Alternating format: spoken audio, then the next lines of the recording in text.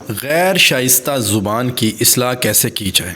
محترم، میرا بیٹا جب سے 6 سال کی عمر کو پہنچا ہے گھر کی بجائے محلے میں جا کر کھیل کود کو ترجیح دینے لگا ہے۔ اس نے نئے نئے دوست بھی بنا لیے ہیں اور اس سے اچھی بری عادات اور فضول الفاظ بھی سیکھنے لگا ہے۔ آپ بتائیے کیا میں اس کے باہر نکلنے پر مکمل پابندی عائد کر دوں؟ نہیں جناب، ایسا ہرگز مت کیجیے۔ اگر آپ بچے کو گھر میں قید کر دیں گے تو وہ ان مسائل کا سامنا کیسے کرے گا جو اسے مستقبل میں پیش آ سکتے ہیں؟ بچے کا معاشرے میں میل جول تو بہت ضروری ہے۔ کیا میں اس کے ایسے دوستوں پر پابندی لگا دوں جن سے ہر بری زبان سیکھتا ہے؟ نہیں، یہ بے جا سختی ہوگی۔ اگر آپ ایسا کریں گے تو وہ چھپ چھپ کر ان سے ملے گا، جس سے اس کی طبیعت نافرمانی کی جانب بھی مائل ہو سکتی ہے۔ تو پھر کیا میں اپنے بیٹے کے دوستوں کا انتخاب خود کروں؟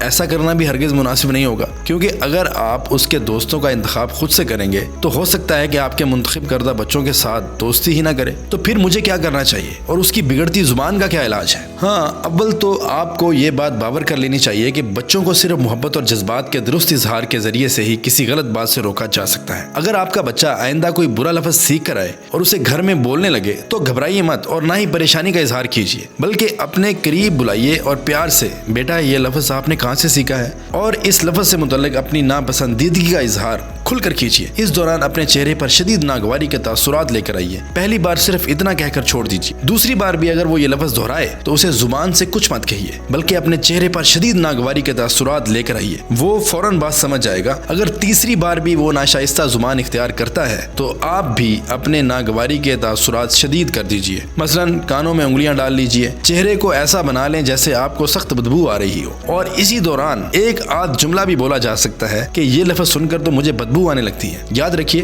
بچہ جذبات کو بخوبی سمجھتا ہے اور اپنے والدین کی ناگواری کو بالکل برداشت نہیں کرتا، اس لیے وہ ان کی بیزاری کو دور کرنے کی فوری کوشش کرتا ہے۔ ناشائستہ لفظ کی اصلاح کرتے وقت آپ یہ بھی یاد رکھیے کہ وہ لفظ جس کی آپ اصلاح کرنا چاہتے ہو وہ آپ کی اہلیہ نے ہرگز ادا نہیں کرنا، بلکہ صرف اشاروں کنایوں میں اس کی نشاندہی کرنی ہے۔ اس گفتگو کے بعد وہ صاحب چلے گئے اور چند روز بعد ان کا فون آیا۔ ان کے لہجے سے لگ رہا تھا کہ وہ کافی خوش ہیں۔ انہوں نے شکریہ ادا کرتے ہوئے بتایا کہ آپ کی بتائی ہوئی تجاویز پر عمل کرنے سے میرے بیٹے نے فلاں فلاں لفظ کا استعمال اپنی گفتگو سے ترک کر دیا ہے۔ چند ماہ بعد پھر اس سے بات ہوئی تو انہوں نے پھر بتایا کہ جب بھی وہ کوئی ایسا لفظ سیکھتا میں آپ کی تجاویز پر عمل کرتا، جس کا اثر یہ ہوا کہ اس میں واضح تبدیلی آ گئی۔ وہ اب ایسے بچوں سے دوستی ہی نہیں رکھتا جو ناشائستہ الفاظ ادا کرتے ہیں، بلکہ اب وہ ایسے بچوں کو دوست بناتا ہے جو اچھی گفتگو کرتے ہیں۔ یہ بتا کر انہوں نے ایک بار پھر میرا شکریہ ادا کیا۔ جیسے کسی شاعر نے کہا ہے، زبان پہ مہر لگانا تو کوئی بات نہیں،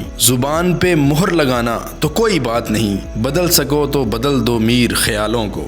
بچوں کی تعلیم و تربیت اور علمی و ادبی ویڈیوز دیکھنے کے لیے ہمارا channel the art of teach subscribe کیجیے اور ساتھ والا بیل آئیکن کا بٹن دبانا مت بھولیے گا تاکہ ہر آنے والی اپڈیٹ آپ کو بآسانی ملتی رہے۔